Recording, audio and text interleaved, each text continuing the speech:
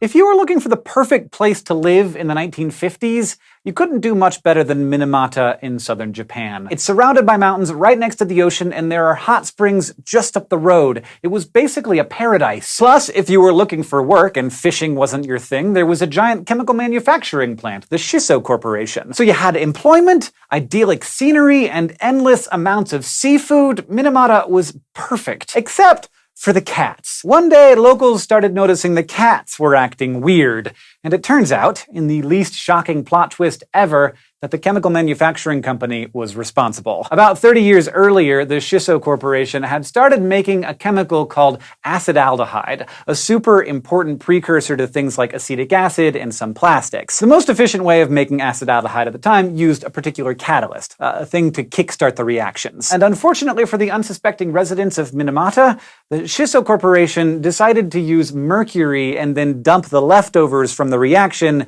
into the bay. We've known for a long time that mercury is one of the nastier elements on the periodic table, which is why we don't use it so much anymore, although you can still find it in old thermometers or batteries. Eating plain mercury doesn't actually cause too many problems. Like, it's not great, so don't just do it, but your gut doesn't absorb too much of the metal. The Shiso Corporation wasn't dumping elemental mercury, though. It wasn't pure metallic mercury. Heavy metals, which are elements that are mostly in the middle section of the periodic table, can lose electrons to form positively charged ions. When mercury does this, it forms what chemists call inorganic mercury, and it's the ions with a positive charge of 1 or 2 that really cause problems. Hat makers in the 1800s, for example, used a compound called mercuric nitrate to make felt for their hats. Workers would spend hours every day inhaling mercury fumes, and the effects were not super awesome. Most would have severe personality changes, hallucinations, and uncontrollable shaking. In fact, that is where the Mad Hatter in Alice in Wonderland came from. And the Shiso Corporation in Minamata was dumping similarly toxic kinds of mercury into the water. But the cats weren't just inhaling fumes. It was worse than that. So much worse than that. And all because of a bunch of anaerobic bacteria living in the Minamata Bay. Instead of using oxygen as their main source of energy, anaerobic bacteria use sulfur. And they're not too picky about the quality of the water they're living in or the ions that might be floating around in it. When the bacteria came into contact with the extra inorganic mercury at Minamata, they transformed it into the most poisonous form of the metal, methylmercury, which is a carbon attached to a mercury with a single positive charge. Inorganic and organic compounds don't tend to want to mix. They're sort of like oil and water. So when the original mercury ions were floating around all by themselves, the plants on the floor of the bay basically ignored them. But the methylmercury produced by the bacteria was bioavailable, meaning that the plants were able to absorb it. And methylmercury is especially poisonous for humans and other animals because, unlike elemental mercury, it is almost entirely absorbed in the gut. Here's where it gets bad. Once methylmercury is in, it doesn't leave, and these mercury-laced plants were being eaten by fish. The more the fish ate, the more methylmercury they accumulated in their cells, so the larger they grew, the more deadly they became. And of course, the biggest source of food for the cats of Minamata was fish. In the early 1950s, locals started seeing what looked like the cats dancing, which sounds kind of funny, but was actually horrible. They would jerk around uncontrollably, making terrifying noises, and then they would die. Around 1956, the human residents of Minamata started experiencing the same symptoms. They started flooding hospitals with numbness in their hands and feet, high fever, uncontrollable flailing, and loss of sight and hearing. A lot of them ended up losing consciousness and dying. Doctors and researchers launched an investigation into what they started calling Minamata disease, and by 1959, they had found the cause: methylmercury poisoning from fish. But they couldn't figure out why it was causing severe birth defects. There's a membrane called the placental barrier that's supposed to stop really terrible things like mercury from getting through to the fetus. We now know that methylmercury gets through by disguising itself as a super important component of proteins, the essential amino acid methionine. When it gets inside the body, methylmercury binds to a different amino acid called cysteine, and to your cells, the cysteine-methylmercury combo looks pretty much exactly like methionine. The thing about methionine is that it's really easily absorbed across the almost impenetrable placental barrier, as well as the similar barrier that's supposed to protect the brain. By 1962, researchers had proved that the chemical processes used by the Shiso factory could cause the methylmercury poisoning. But it wasn't until 1968, 12 years after the first victims died, that the Shiso Corporation stopped dumping the factory's wastewater into the bay. The government started cleaning up the bay in 1977, and by 1997, the water was considered safe. But it'll be a long time before people start thinking of Minamata as a perfect paradise again. Thanks for watching this episode of SciShow. For more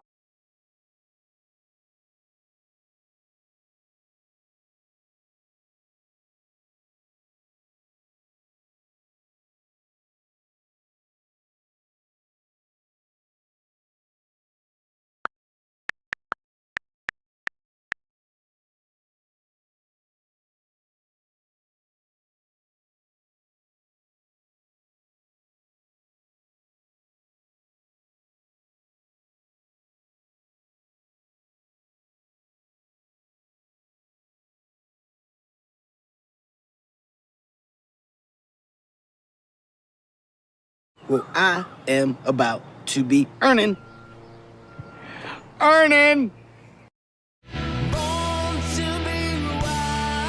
Pampers Cruisers 360 Fit. Hi, folks. I'm Bob Schrupp, physical therapist. Brad Heineck, physical. Too much mercury.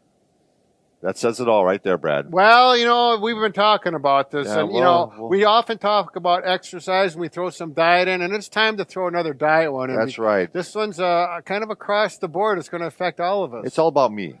Oh, right. Bob, By the way, Bob? if you're new to our channel, please take a second to subscribe to us. We provide videos on how to stay healthy, fit, pain-free, and we upload every day. Join us on some of our social media platforms because we're doing a giveaway. We're doing a giveaway of the Sleep Ovation mattress once again. It's fun. Yeah. All right. This is one of these things, Brad, where when I first heard that, you got to watch the mercury levels in the fish that you eat, I thought, pshaw. Yeah. Everything's bad for you. Everything's going to kill you. Everything's going to. Sooner or later. Yeah. So enjoy and just go and get something that looks like good quality. Yeah. So I did look it up, and I'm like, okay, we'll cut back a little bit. But then two things happened. My wife was talking to my aunt about it, and she was tested positive for mercury poisoning because she Recently? Yes. Okay. Just within a couple months. How old is she? She's in Your aunt, not your wife. Yeah, my aunt's in her 70s. Okay. So made me take pause, and she has a lot of problems too. Medical diagnoses. So then the second thing, I listened to a podcast with Tim Ferriss again, and he's talking to Tony Robbins, the big, I know he doesn't like to be called this, but he's a motivational coach, kind of he likes to be called. Yeah, I'd say it quietly. Having too much mercury, by the way, too. So you can kind of look at that in your own life.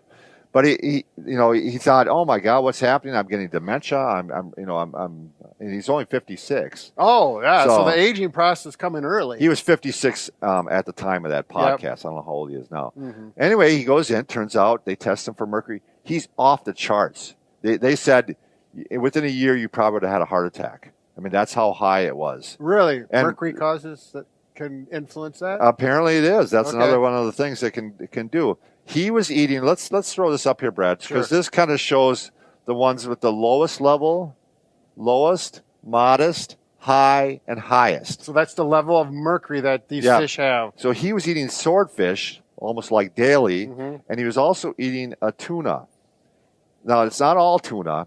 It's the one more like the tuna steaks. Sure. And he was eating that every day because you can eat the light canned chunk tuna. Then that's only a modest amount of mercury, so that you're safe with that. You can have a couple servings of that a week and not have to worry about it. So I guess I don't understand why this tuna or that tuna. I'm not going to worry about it. It's a lot of these are even regional. Like some fish are fine in this area, but they're not fine in this area. Okay. They have good charts. I just wanted to kind of give you a general sense of what it was. One thing we were talking before is if you're eating a larger fish that lives longer, right? Like swordfish, they live years or whatever. They have a lot more time to absorb, right? To absorb that, which makes a lot of sense. And plus, they're eating smaller fish that have the mercury, and they're taking it into their system. You are what you eat, There you go. So, and I thought, well, you're fine with the little lakes around here.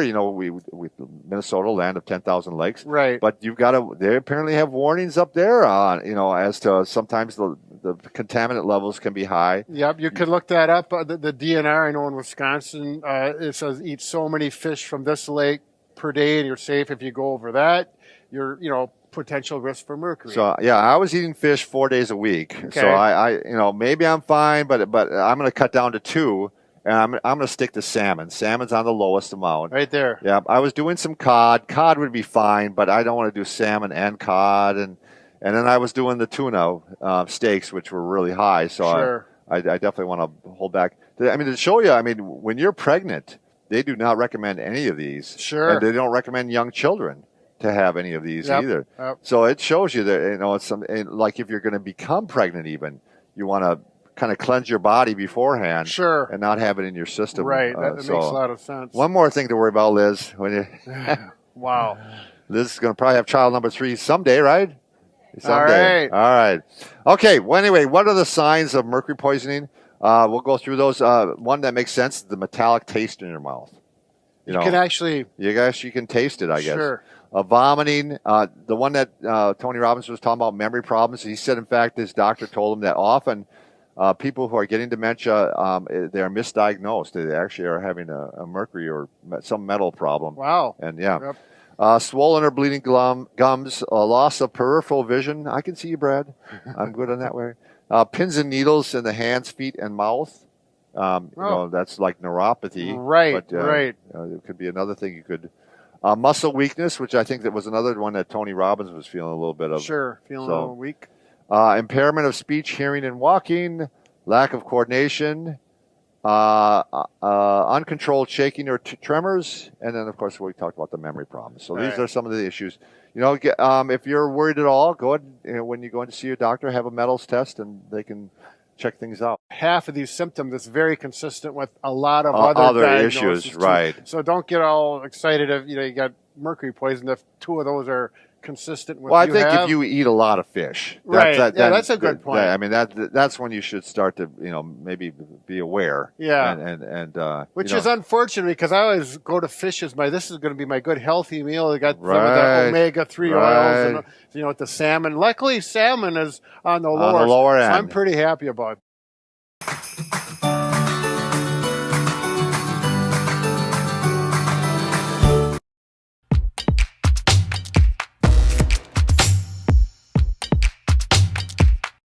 Doctors have told us for decades to avoid eating. China and India are to blame. CBS News contributor Dr. David Agus is a professor of medicine. India and China getting into